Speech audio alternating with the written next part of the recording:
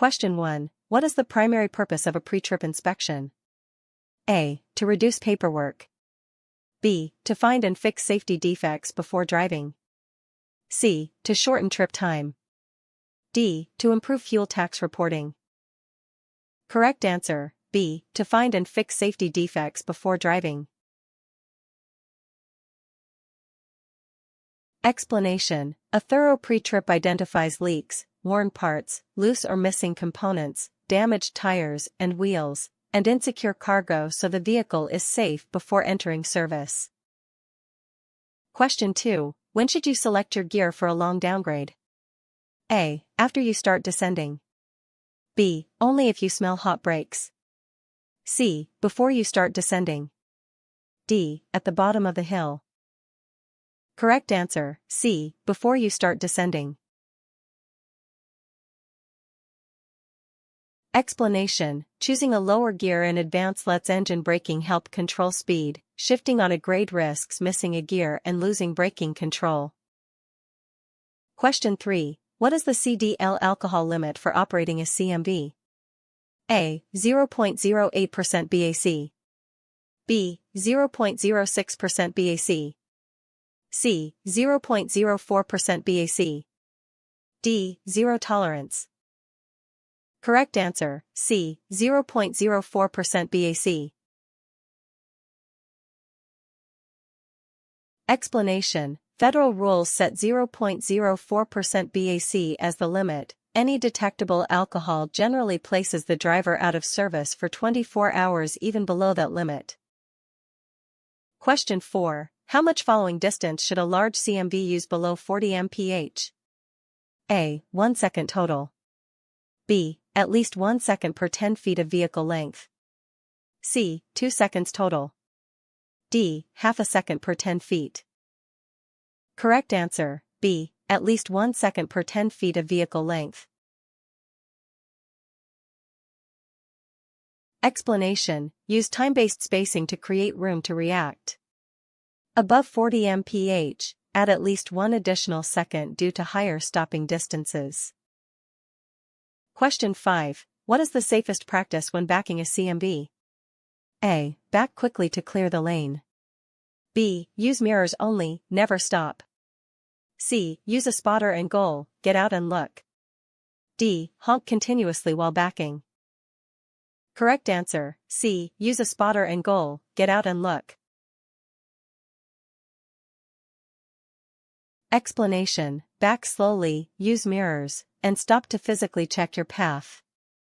A trained spotter on the driver's side improves safety and visibility. Question 6. What should you do first when you see a hazard ahead? A. Swerve around it. B. Check your mirrors first, then create space. C. Brake as hard as possible. D. Speed up to pass it. Correct answer, B. Check your mirrors first, then create space. Explanation. Knowing what is beside and behind you is critical before slowing or changing lanes. Check mirrors first, then manage space by easing off the throttle and adjusting position. Question 7. What is the 30-minute break requirement? A. Take a break after 8 hours on duty. B. Take a 30-minute break only at the end of the day. C. Take a 30-minute break before beginning the 9th hour of driving if 8 hours of driving have accrued. D. Take 2 15-minute coffee breaks. Correct answer, C. Take a 30-minute break before beginning the 9th hour of driving if 8 hours of driving have accrued. Explanation. The rule is tied to driving time, not clock time. Once 8 hours of driving have accrued since the last qualifying break, you must take a 30-minute break before driving again. Question 8. What is black ice and how do you recognize it? A. A soft shoulder that looks muddy. B. A thin, nearly invisible ice layer that looks like wet pavement. C. Snow packed into ruts. D. Water pooling in potholes. Correct answer, B. A thin, nearly invisible ice layer that looks like wet pavement. Explanation: air temperatures near freezing and a glossy wet look with little tire spray from vehicles indicate likely black ice. Slow down and drive gently. Question 9. What should you do if your vehicle begins to hydroplane? A. Brake hard and steer left. B. Lift off the accelerator and steer gently straight. C. Shift to neutral and apply the parking brake. D. Swerve to the shoulder. Correct answer: B. Lift off the accelerator and steer gently straight. Explanation: reduce throttle smoothly, avoid hard braking or sudden steering, and let the tires regain contact with the road. Question 10. What does ABS do during hard braking? A. Shortens all stops by 50%. B. Helps you steer by preventing wheel lockup. C. Eliminates the need for following distance. D. Allows braking in turns at any speed. Correct answer: B. Helps you steer by preventing wheel lockup. Explanation: ABS may not shorten stopping distance, but it keeps wheels rolling so you can steer around hazards while braking firmly. Question 11. What is the minimum tread depth for steer, front, tires? A. 2 to 32 inch. B. 3 to 32 inch. C. 4 to 32 inch. D. 6 to 32 inch. Correct answer: C. 4 to 32 inch. Explanation: front tires require at least 4 to 32 inch, other tires require at least 2 to 32 inch. Adequate tread maintains traction and water evacuation. Question 12. Where must shipping papers for hazardous materials be kept? A. In the sleeper under a pillow. B. In immediate reach such as the driver's door pouch and visible if the driver is out of the seat. C. In a locked box on the trailer. D. Only at the carrier's office. Correct answer: B. In immediate reach such as the driver's door pouch and visible if the driver is out of the seat. Explanation: in emergencies, responders must quickly find the papers. Keeping them within reach and visible speeds identification and response. Question 13. What is the recommended action if you miss a gear climbing a hill? A. Force the shifter into gear. B. Coast backward to resync. C. Stop in a safe place and restart in a lower gear. D. Downshift at the very top. Correct answer: C. Stop in a safe place and restart in a lower gear. Explanation: on an uphill, stop safely and restart in a lower gear to regain torque and control. Do not grind gears or roll back. Engine braking is a downgrade concept. Here the low gear is for pulling power, not braking. Question 14. What is the correct way to make a right turn in a tractor-trailer? A. Start from the left lane. B. Swing wide into oncoming lanes. C. Use a button-hook turn, keeping rear wheels close to the curb. D. Start early into the crosswalk. Correct answer: C. Use a button-hook turn, keeping rear wheels close to the curb. Explanation: button-hook turns reduce off-tracking into adjacent lanes and protect the trailer from striking fixed objects or traffic on the left. Question 15. When should you use four-way flashers? A. When cruising in fog at speed. B. When stopped or disabled to warn other drivers. C. Anytime traffic is heavy. D. Only at night. Correct answer: B. When stopped or disabled to warn other drivers. Explanation: use hazard flashers when you are stopped on the shoulder or disabled. Do not cruise with flashers, follow local laws and use only when appropriate. Question 16. What should you do when approaching a railroad crossing with limited sight distance? A. Shift while crossing. B. Stop on the tracks to look. C. Slow, look, listen, and be prepared to stop. D. Accelerate to clear faster. Correct answer: C. Slow, look, listen, and be prepared to stop.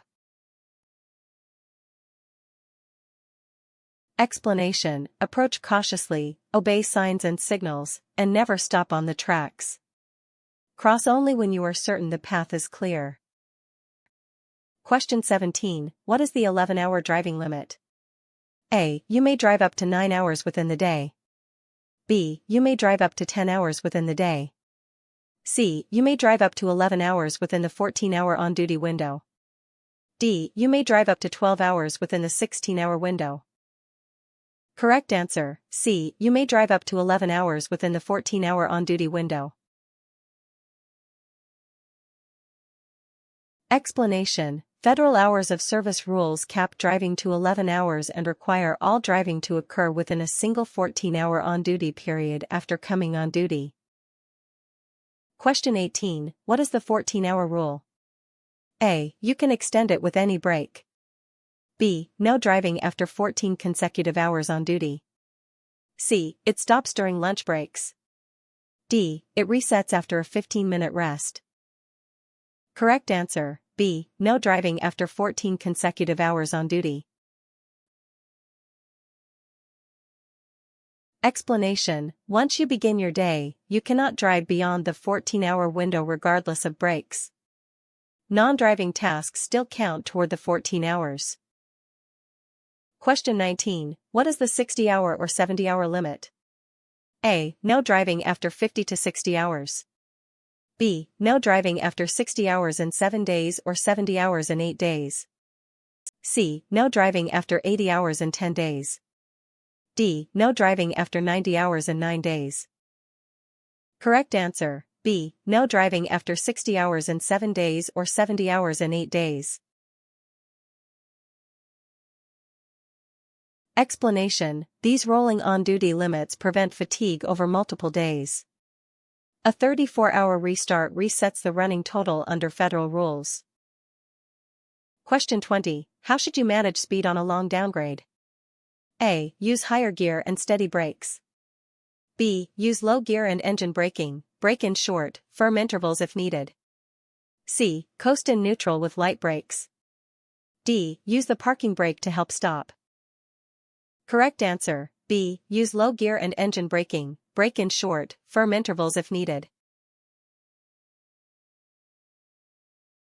Explanation: select a gear that holds speed without riding the brakes. If brakes heat up, stop safely to cool. Never coast in neutral. Question 21. What should you do if your brakes begin to fade? A. Downshift and continue at the same speed. B. Safely pull over to cool them, use engine braking and downshift. C. Apply more service brake to compensate. D. Shut off the engine while moving. Correct answer: B. Safely pull over to cool them, use engine braking and downshift. Explanation: heat reduces braking power. Exiting the grade to cool brakes prevents runaway situations. Rely more on engine braking next descent. Question 22. How can you reduce the risk of cargo shift? A. Drive faster to reduce sway. B. Use proper blocking, bracing, tie-downs, and check securement early and often. C. Stack heavy items on top. D. Skip rechecks after departure. Correct answer: B. Use proper blocking, bracing, tie-downs, and check securement early and often. Explanation: secure cargo to prevent forward, rearward, and lateral movement. Recheck securement shortly after starting and at regular intervals. Question 23. How do you check blind spots before changing lanes? A. Signal after moving. B. Signal early, check mirrors, then briefly glance over your shoulder. C. Honk and move quickly. D. Rely on mirrors only. Correct answer: B. Signal early, check mirrors, then briefly glance over your shoulder. Explanation: communicate intentions, verify mirrors, and use a quick head check to clear areas mirrors may miss before moving gradually. Question 24. What should you do when visibility is reduced at night or in bad weather? A. Maintain speed to keep traffic flowing. B. Use high beams at all times. C. Slow down and increase following distance. D. Follow closer to see brake lights. Correct answer, C. Slow down and increase following distance. Explanation: limited visibility reduces reaction time. Lower speed and larger space cushions give you room to identify hazards and stop safely. Question 25. How should you place warning triangles on a two-way or undivided road? A. All three behind the vehicle. B. About 10 feet, 100 feet, and 200 foot behind the vehicle. C. About 100 feet in front, 10 feet behind, and 100 feet behind the vehicle. D. All three in front of the vehicle. Correct answer, C. About 100 feet in front, 10 feet behind, and 100 feet behind the vehicle. Explanation: this placement warns traffic approaching from both directions. If a hill or curve obstructs the view, move the rearmost triangle farther back, up to about 500 feet, to ensure adequate sight distance.